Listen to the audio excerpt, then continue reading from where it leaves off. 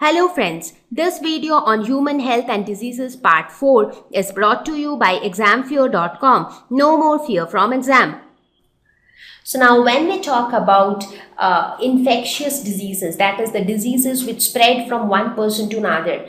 Now the cause of the diseases become very important because infectious diseases is something that is not present inside your body by birth. So it is under your control, because if you know how that particular disease spreads, you can actually prevent it from spreading. So before we talk about the infectious diseases, it is very important to introduce pathogens. Now what are pathogens? These are the disease-causing organisms. Now there are a set of microorganisms which cause these diseases. So such disease-causing organisms are called pathogens. So most parasites are pathogens. Now what are parasites? By now we all know that these are those organisms which live inside the body of another organism, and then it obtains its nutrition from that organism. And what is that other organism called inside which the parasites live? That is known as the host organism. So the parasites live inside the body of host or on the body of host, and they obtain their nutrition from host, and also in return they cause damage to the host. So it is like both ways the parasites are benefited and the host is like utilized for no reason.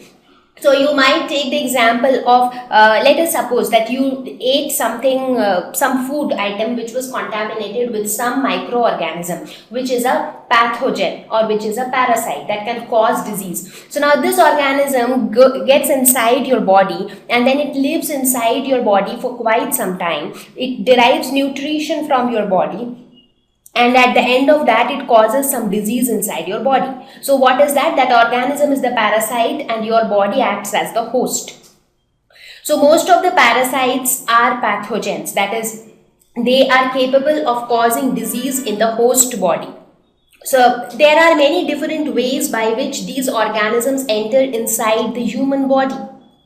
And once they enter inside the body, they adapt themselves within the environment of the host. Now once they adapt themselves, they get their nutrition from the host, they multiply inside the host, they reproduce inside them, so their population also keeps on increasing. Now as the population of the microorganism increases inside the body, they start to interfere with the normal activities, and that is when the functional damage is being caused. So what happens, as you can see here, see inside the intestine, so this portion is the intestine. So if you look at this portion more closely, you get to see that these microorganisms are actually partying in the intestine. So how did these organisms enter inside your body? There can be many different ways. Maybe through the food item which you ate, they enter inside your body. And as you all know, through the digestive tract, they will be very easily reaching the intestine. And then in the intestine, they consider the intestine as their house. They live there, they obtain their food, they reproduce, they increase in number. Now as they keep on increasing in number, what happens? They start interfering with the activities of the body. For example, this is how food poisoning is caused, because when you eat something that has some organisms which can cause disease, and that is why the process of digestion doesn't happen properly, and that is when you tend to have loose motions or vomiting. So all these things, or stomach ache, so all these things happen because of these parasites partying in your intestine. Now some of the examples of pathogens are bacteria, viruses, fungi, protozoa, worms. All of these are capable of causing diseases. Now bacteria, virus, fungi, protozoa, they are all very small organisms or microorganisms. Now some of the worms which are like not very small, like the round worms, the Ascaris, Buceraria, so those worms, they are not very minute in size, but still these worms can also get inside your body, maybe through contaminated food or some other means, and then they can also cause disease inside your body. So now we are going to look at some of the common diseases in humans. So first of all, we will take up the infectious diseases, and then we will look at the cause of each disease and how they can be treated. Now, before we go ahead with the list of diseases, some of the terminologies which are related to infection are pathogen. As I was discussing just now, these are the microbes that cause diseases. Example, bacteria, viruses. Host, that it is that organism which the microbe attacks. So the pathogen lives inside the body of an organism and cause disease in an organism. So that organism is host. So in this case, in most of the cases we will see, because the diseases which we are going to talk about are the human diseases. So the host in these cases is the human being. Then the third terminology is parasite. So parasite again is that organism which live inside the body of host and it derives nutrient from the host. Now it is not necessarily that it will kill the host. It can cause damage to the host. Maybe it gives competition to the host for nutrition because it starts sharing the nutrition. But it is not necessary that it is going to kill the host. But sometimes it might kill the host as well. And most of these parasites are pathogens. That is, they can cause diseases. Some of the examples of parasites are tapeworms or lice.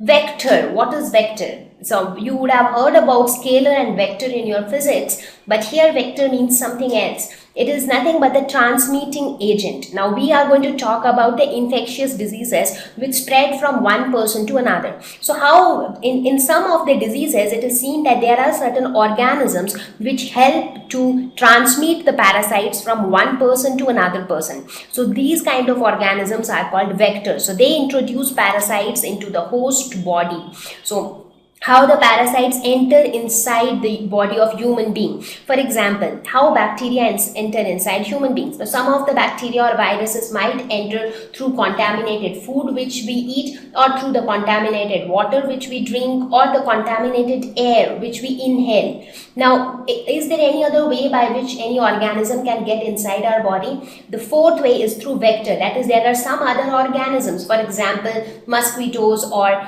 flies, which can actually make the parasite enter inside our body. So when the mosquito bites us, so it can actually make that particular parasite enter our body. Similarly, the house flies or the other small insects which are very commonly seen in our locality.